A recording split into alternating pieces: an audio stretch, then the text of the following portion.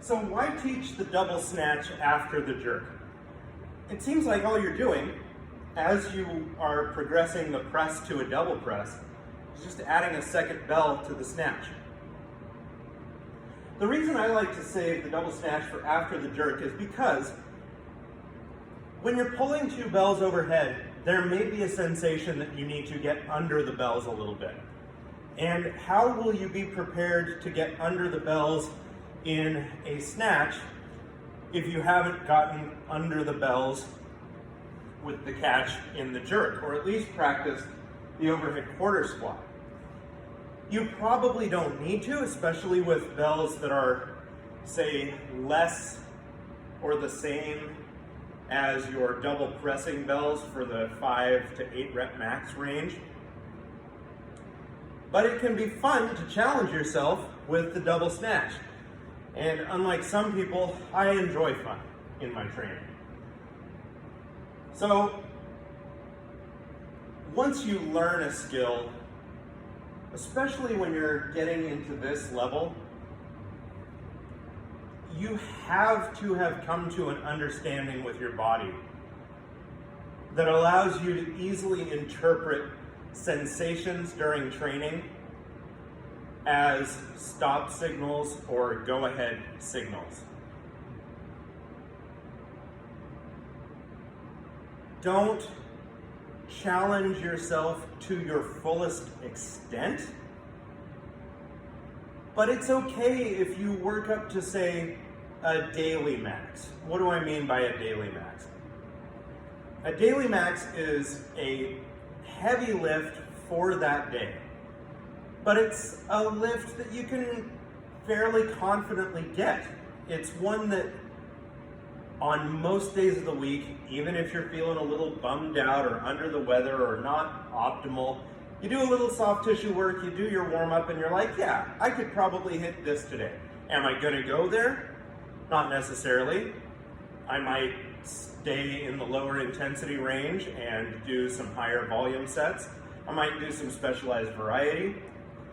But if I'm feeling it and I want to, I know I'm safe to do it because I understand the dialogue between my body and my ego. It is easy to overdo it with some lifts.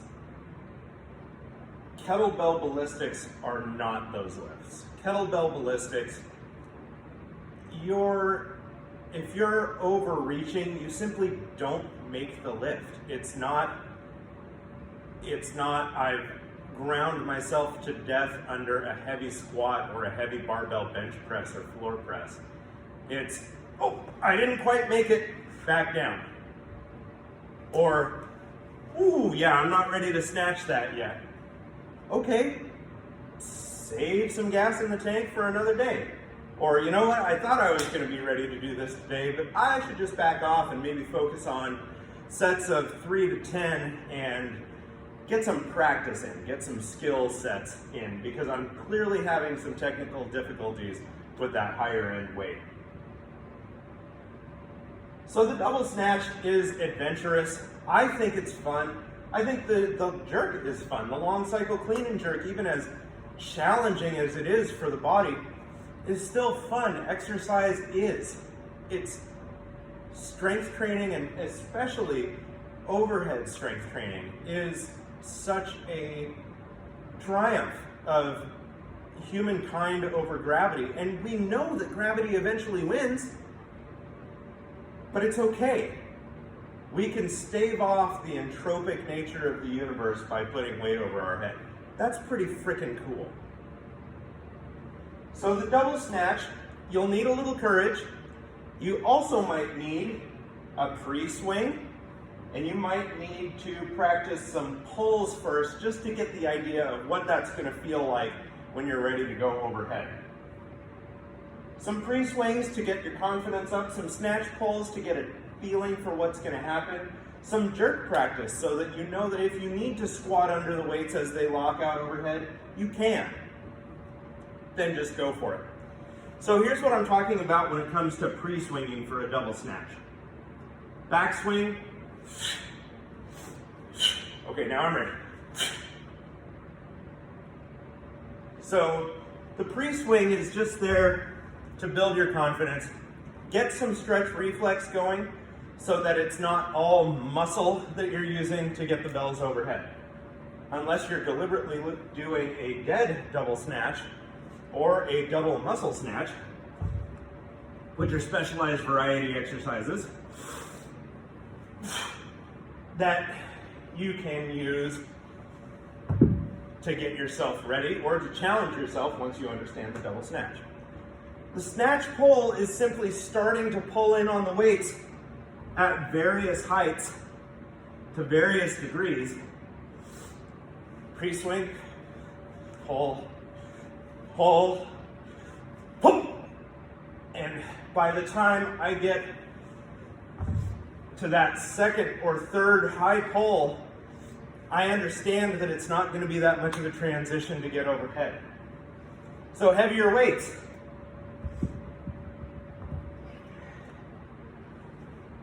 I might need a pre-swing, a pull, and at the catch, a squat under.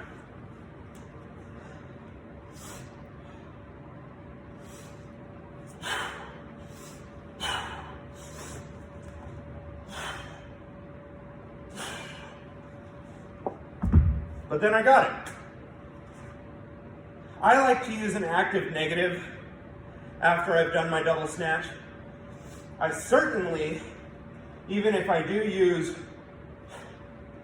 that catch that I use in the jerk, I'm not going to bring the bells down from overhead into my backswing. That's a buttload of momentum to try to control. And it's going to have a cost, whether you do it soundly or unsoundly.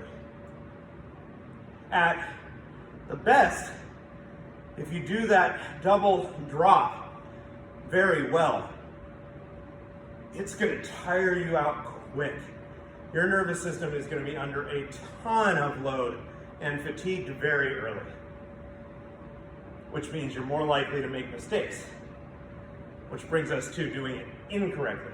If you do a double drop incorrectly, what will happen is all of the forest animals in the surrounding area will quiet down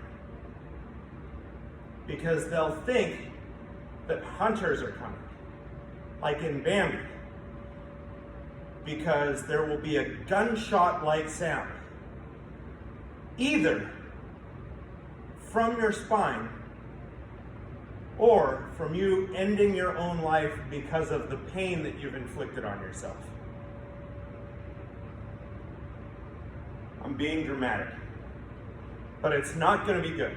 So you might as well just rack them either with an active negative or with a catch, then backswing and do your next rep. Double snatches are a great way to load up for a set of presses if you've got some limitations in your clean technique because of muscle mass.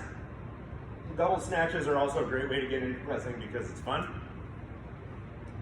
Once you know the press, the clean, and the snatch, you can start having some real fun. The jerk, even more so. The bent press, the most, in my opinion.